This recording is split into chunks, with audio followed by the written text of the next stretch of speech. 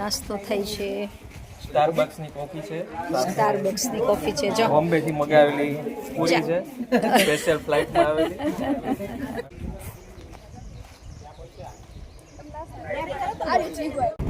અરે સોરઠધરા જુનાગઢમાં આજે ધોધમાર વરસાદની આગાહી છે ને અમે જઈ રહ્યા છીએ ગિરનારની એક્ઝેક્ટ પાછળ આવેલ બલિયાવડવાળા રસ્તે. હા, કે જ્યાં માલીરાવાળો રસ્તો પણ આવે છે. અચાનક ધોધમાર વરસાદ આવે કે વાદળ ફાટે તો પાણી પાણી નીકળવું જ ભારે થઈ પડે આ જંગલમાંથી. અને અમે તો આવી દહેશત સાથે નીકળી પડ્યા. તો વિડીયો અંત સુધી જોજો. અમે પણ આજે જ માણી આ સોરઠધરાને ઘૂંટડે ઘૂંટડે પીધી. મોરોનો થનગનાટ, ઝરણા, તરણા, તરુવર, વિચરતા વાનર. કુદરત આમ ક્યારેક જ હિંચોળતી હોય છે આપણને. લ્યો, ત્યારે હવે વાતો નથી કરવી, માણો આ સોરઠધરાને જ.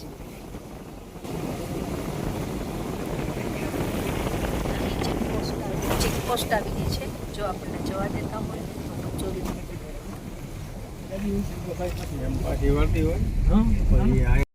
આ જગ્યાને પાટવડ કોઠો પણ કહેવાય છે. જો પાછળ કોઠો દેખાય છે, ખૂબ જૂનો કોઠો છે. જે પાછળ કોઠો દેખાય છે પથ્થરોનો. ચેકપોસ્ટ છે.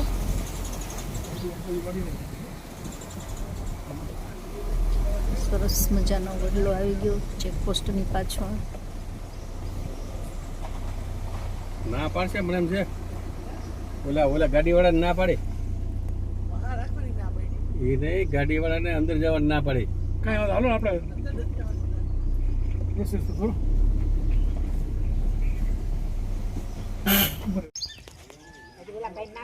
જો દૂરથી પાણી ભરેલું દેખાય છે. બલિયાવડનો ડેમ છે.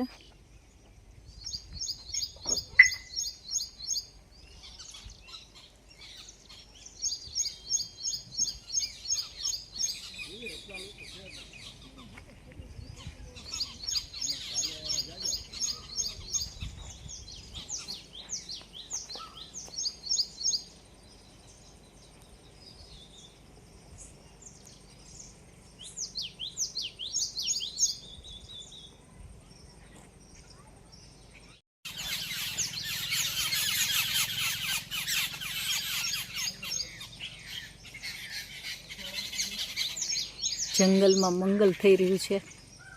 પક્ષીઓ, મોર.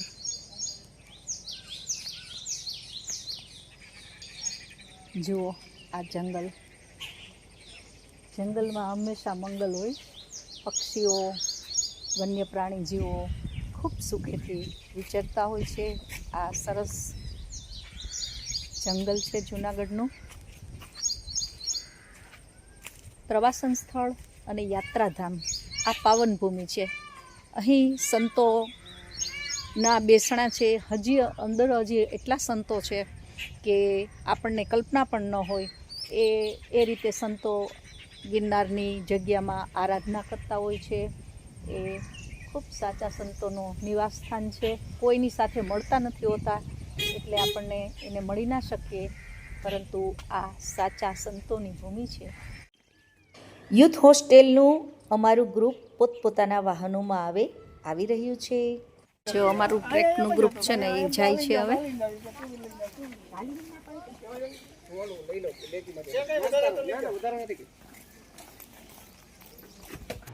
અમારું યુથ હોસ્ટેલનું ગ્રુપ આવી રહ્યું છે. નાસ્તાની તૈયારી સાથે આવ્યા છે. અને હા, વાડાભાઈની ચા અમને આવા મોકા ઉપર જ મળતી હોય છે, એટલે અમે બધા રાહ જોતા હોઈએ છીએ. અને અહીં ચૂલે ચા બનાવવાના છીએ. તો ચાલો આપણે જોઈએ કે કઈ રીતે બનાવે છે. કરશે જ કરે.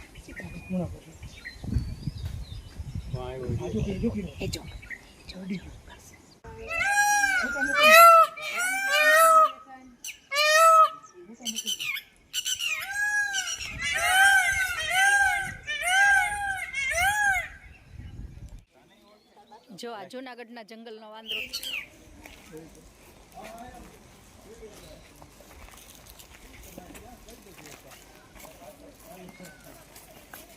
જો મોરનો અવાજ આવે છે.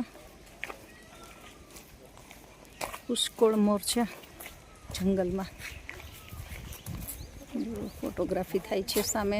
ચાલો વ્યૂ બતાવું અહીંથી. ખૂબ જ સરસ વ્યૂ આવે છે.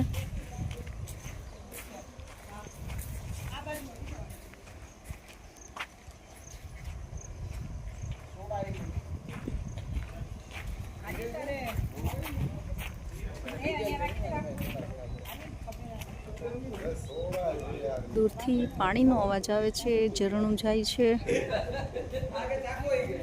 એકદમ સરસ વ્યૂ છે ગિરનારનો. ગિરનારની આજુબાજુમાં આવા નાના નાના ડુંગરો આવેલા છે. એ ડુંગરોનો આ વ્યૂ છે.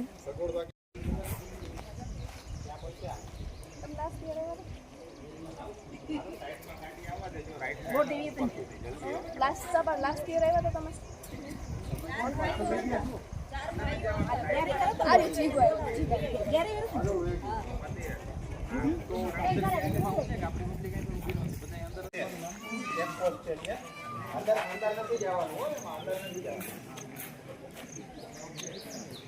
ચા પાણી બને છે. બધા રાહ જોવે છે ટ્રેકની કે ક્યારે ચાલુ થાય.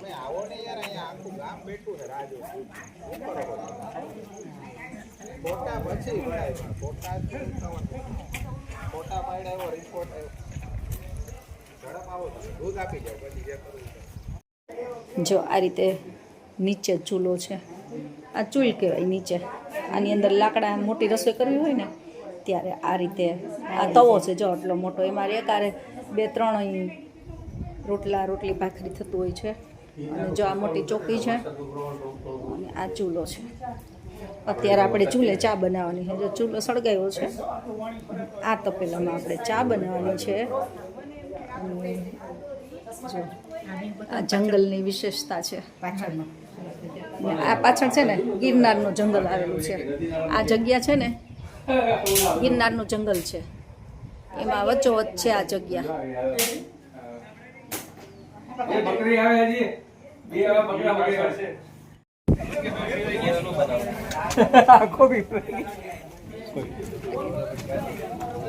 જો જંગલમાં નાસ્તો થાય છે. સ્ટારબક્સની કોફી છે. સ્ટારબક્સની કોફી છે. જો બોમ્બેથી મગાવેલી પૂરી છે. સ્પેશિયલ ફ્લાઇટમાં આવેલી. હા સ્પેશિયલ સ્પેશિયલ ફ્લાઇટમાં આવેલી છે આ કોફી. ચાલો જેને પીવી હોય એને આવી જાઓ.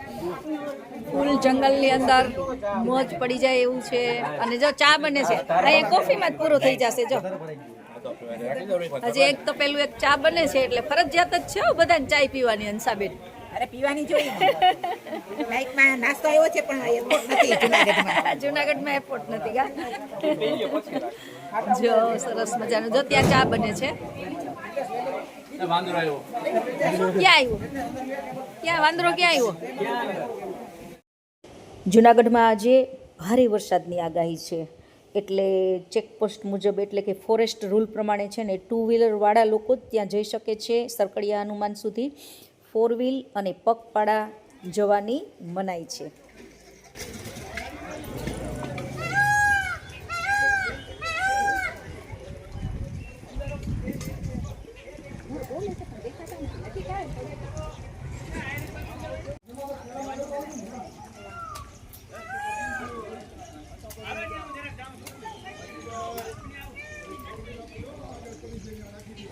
અમે અહીં આખો દિવસ રોકાવાના છીએ અને એક બીજી જગ્યા છે વહેતા ઝરણાની જે ખાસ છે ત્યાં અમે અહીં જવાના છીએ.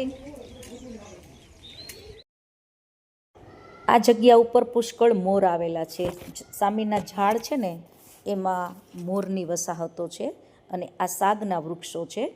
અમે જ્યારે આવ્યા હતા ને ત્યારે એની અંદર વૃક્ષ ઉપર મોર બેસેલા હતા. અવાજથી એ અંદર જતા રહ્યા છે. જંગલના ઝરણાની તો વાત જ શું કરવી મિત્રો. ગિરનારની વહેતી સરવણીના પાણીમાં પાણી નહીં પરંતુ છલોછલ પ્રકૃતિનું વહાલ વરસે છે. તે વિડીયો હવે પછીના પાર્ટમાં બતાવશું મિત્રો. Bye bye.